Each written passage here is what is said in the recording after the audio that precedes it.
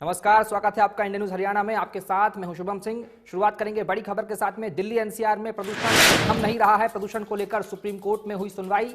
21 तक हालत सुधरने की दलील पर सुप्रीम कोर्ट भड़क गया। मौसम बदलने का इंतजार नहीं कर सकते, सुप्रीम कोर्ट ने साफ कहा है। प्रदूषण रोकने के लिए सरकार क्या कदम उठा रही है, यह सवाल भी सुप्रीम कोर्ट ने किए हैं।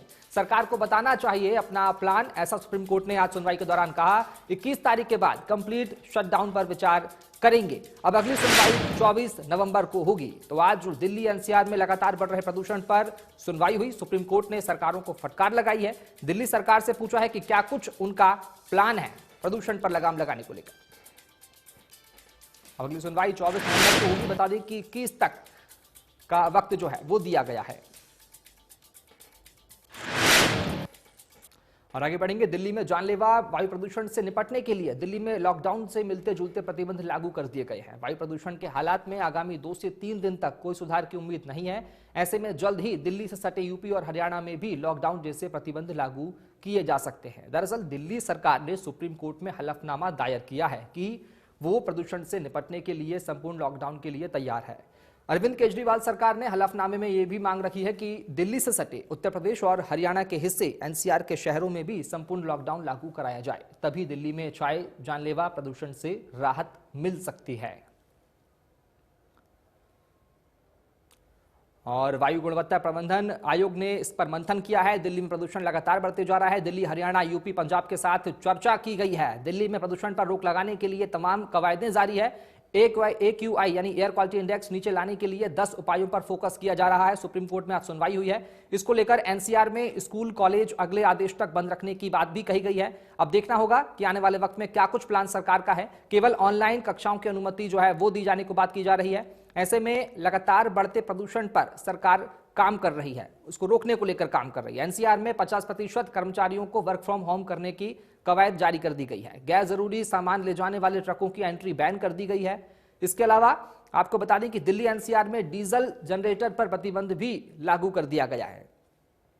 तो दिल्ली में प्रदूषण की मार लगातार बढ़ती जा रही है। दिल्ली एनसीआर में आम कंस्ट्रक्शन वर्क बंद रहेगा, ऐसी बात कही गई है। रेलवे, मेट्रो, एयरपोर्ट संबंधी कार्यों में निर्माण को मंजूरी है। फिलहाल ये काम चलते रहेंगे, लेकिन कंस्ट्रक्शन पर रोक की बात है। सड़क निर्माण सामग्री ढेर लगाने वालों पर भी जुर्माना लगाया जाएगा।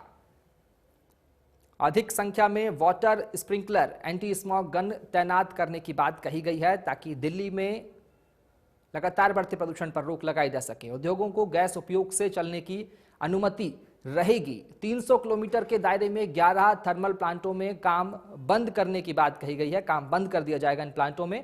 इसके अलावा थर्मल प्लांटों में 30 नवंबर तक काम बंद करना होगा। और आगे बढ़ेंगे। प्रदूषण को लेकर हरियाणा सरकार ने सुप्रीम कोर्ट में हलफनामा दायर किया है। आपको बताते हैं कि किस तरह से लगातार प्रदूषण बढ़ते जा रहा है। अब कुछ ग्राफिक्स आपको दिखाते हैं। ग्राफिक्स के जरिए बताएंगे आपको। एनसीआर के 4 जिलों में सरकारी और निजी स्कूल को बंद कर दिया गया है। ये कदम उठाया गया है सरकार ने। गुरुग्राम, फरीदाबाद, सोनीपत और झज्जर में आदेश लागू कर दिया गया है।